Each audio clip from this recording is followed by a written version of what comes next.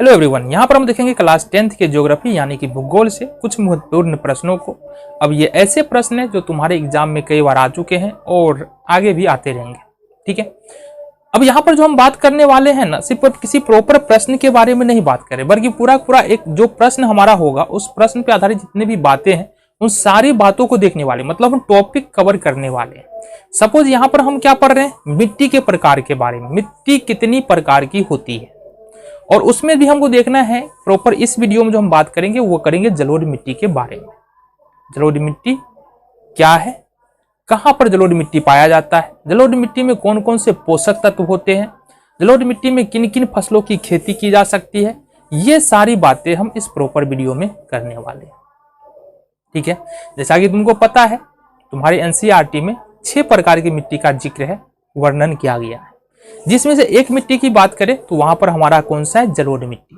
अब अगर जलोढ़ मिट्टी की बात करेंगे तो ये मिट्टी जो है ना काफी महत्वपूर्ण हो जाता है खेती के नजरिए से, कृषि के नजरिए से क्यों महत्वपूर्ण हो जाता है, क्योंकि देखो जितने भी पोषक तत्व खेती करने के लिए, मेनली जो अनाज होता है ना हमारा, गेहूं हो गया, मकई हो गया, चावल हो गया, वो अगर हम अच्छा फसल चाहिए तो वो जलोढ़ मिट्टी में ही हमको मिलने वाला है।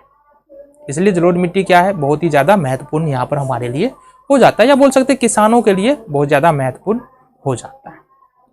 अब देखेंगे जलोढ़ मिट्टी भारत में कहां कहां पर पाया जाता है और कितने क्षेत्रफल में पाया जाता है। जलोढ़ मिट्टी की बात करें तो कुल 6.4 करोड़ हेक्टेयर भूमि पर जलोढ़ मिट्टी का विस्तार है भारत के अंतर्गत में।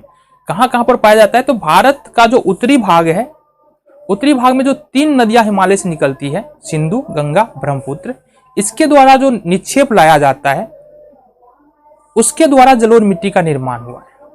मतलब नदियों के द्वारा जो निक्षेप का मतलब क्या हुआ, बालू होगा, कंकर होगा, बजरी होगा, मिट्टी का पतला पतला कण होगा, ये जो सारा बहा करके लाया जाता है ना, इसी से जलोढ़ मिट्टी का क्या होता है, निर्माण होता है।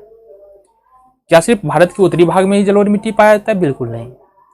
राजस्थान और गुजरात में देखेंगे वहां भी जलोढ़ मिट्टी तुमको मिलेगा। इसके अलावा 4 नदी है, कृष्णा, कावेरी, महानदी, गोदावरी। इन चारों नदियों के द्वारा जो डेल्टा बने हुए हैं ना, ये भी किसका बना हुआ है, जलोढ़ मिट्टी का ही बना हुआ है।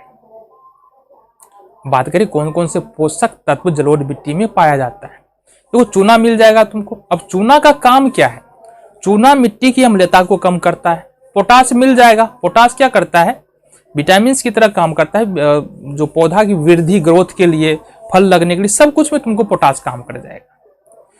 तो चूना मिल जाएगा, पोटाश मिल जाएगा। नाइट्रोजन की इसमें कमी होता है, नाइट्रोजन इसमें नहीं पाया जाता है। जो जलोढ़ मिट्टी है उसमें नाइट्रोजन की कमी होती है, पाया भी जाएगा तो कम पाया जाएगा। ठीक है, इतनी बातें हमको समझ में आ गई। जलोढ़ मिट्टी के 2 प्रकार होते हैं आयु के आधार पर। कितने प्रकार होते हैं? 2 प्रकार। आयु का आधार मतलब एक होता है नवीन जलोढ़, जिसको हम लोग नया जलोढ़ या खादर भी बोलते हैं। एक होता है पुराना जलोढ़ या प्राचीन जलोढ़, जिसको हम लोग बांगर भी बोलते हैं। जो नवीन जलोढ़ होता है वो उपजाऊ होता है, जो पुराना जलोढ़ होता है वो कम उपजाऊ होता है। नवीन जलोढ़ के कण छोटे होते हैं और पुराने जलोढ़ के कण यानी बांगर के कण बड़े होते हैं। नवीन जलोढ़ में पोषक तत्वों की जो मात्रा है वो ज्यादा होती है, जो पुराने जलोढ़ है उसमें पोषक तत्वों की मात्रा कम होती है।